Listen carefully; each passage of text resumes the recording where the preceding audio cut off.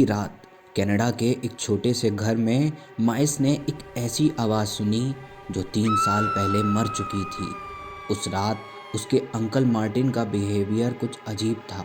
Lights off, kitchen में कोई हल्की सी मूवमेंट, और माइल्स को तब पता नहीं था कि वो रात उसकी लाइफ हमेशा के लिए बदलने वाली थी। ये कहानी माइल्स की है जो कनाडा के एक छोटे शहर में रहता था। उस दिन कनाडा में हैलोवीन का त्यौहार था और सभी लोग उसी का जश्न मना रहे थे। हैलोवीन की रात उन लोगों को याद किया जाता है जो अब इस दुनिया में नहीं हैं, जैसे कि उनके परिवार वाले। कहते हैं इस रात असली दुनिया और गुजर चुकी लोगों की दुनिया के बीच एक रास्ता खुलता है, और जिन भी गुजरे हुए लोगों को याद किया जाता है वो उस रास्ते से अपने लोगों से मिलने आते हैं। माइल्स भी हैलोवीन की तैयारी में लगा था। उस रात उसके अंकल मार्टिन ने उसे डिनर पर बुलाया था। मिस्टर मार्टिन की वाइफ पिछले 3 सालों से लापता थी और तब से वो थोड़े अजीब हो गए थे। माइल्स को अपने अंकल बिल्कुल पसंद नहीं थे, लेकिन वो अपनी आंटी से बहुत प्यार करता था। इसीलिए वो पूरे 3 साल के बाद अपने अंकल का हाल जानने के लिए वहाँ गया। जब माइल्स वहाँ पहुँचा तो वो अपने अंकल की हालत देखकर थोड़ा सहम गया। ऐसा लग रहा था कि जैसे वो सालों से सोए नहीं। पूरे घर में अंधेरा था और बस एक ही बल्ब जल रहा था। माइल्स को वहाँ थोड़ा अजीब सा लग रहा था। माइल्स उनसे बैठकर बातें कर ही रहा था कि उसे किचन में किसी की खाना बनाने की आवाज़ आई। ये सुनकर उसे अपनी आंटी की याद आने लगी, क्योंकि वो ऐसे ही उसके लिए खाना बनाया करती थी। उसने अपने अंकल से पूछा कि क्या कोई और भी है यहाँ, तो अंकल ने कहा नहीं, यहाँ और कोई नहीं है। फिर कुछ देर बाद जो एक बल्ब जल रहा था वो भी फड़फड़ाने लगा। अंकल मार्टिन जैसे ही ये चेक करने के लिए अंदर गए, वैसे ही किसी ने माइल्स का नाम पुकारा। माइल्स, माइल्स, माइल्स, मैंने तुम्हारा बहुत इंतजार किया, तुमने आने में इतनी देर क्यों कर दी?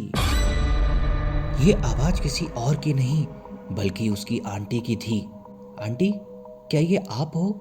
उस लाइट की फड़फड़ाहट में उसे कुछ धुंधला सा दिखा। वो उस आवाज़ का पीछा करने लगा और वो बेसमेंट में जा पहुंचा, और उसने जो देखा उसे देखकर उसे अपनी आंखों पर विश्वास नहीं हुआ और उसकी रूह कांप गई। उसने देखा कि वहाँ लूसीफर यानी प्रिंस ऑफ डार्कनेस की मूर्ति है और उसके आगे 5 लोगों की सड़ी हुई लाशें पड़ी हैं। वहाँ की हवा में मंत्र गूंज रहे थे। माइल्स ने जैसे ही इमरजेंसी नंबर पर क्लिक किया, वैसे ही उसे चक्कर आने लगे और वो वहीं बेहोश होकर गिर पड़ा।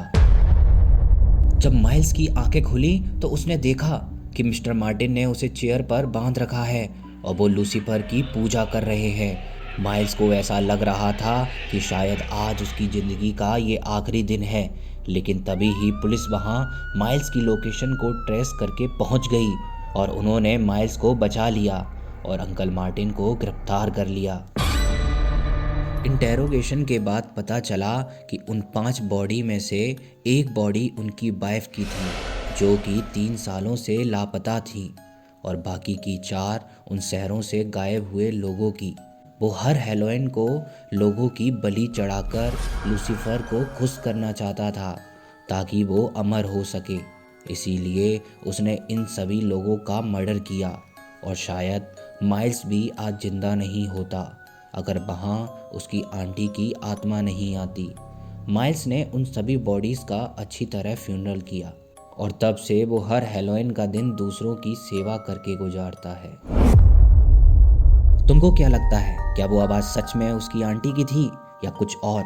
कमेंट में बताओ। और हाँ, अगर तुमको ऐसी रियल वाले हॉरर एक्सपीरियंस पसंद हैं तो इस वीडियो को लाइक कर देना और सब्सक्राइब कर लो द ब्रूटल टॉक्स को, क्योंकि तुम्हारा एक क्लिक अगले हफ्ते फिर से एक कहानी ले आएगा।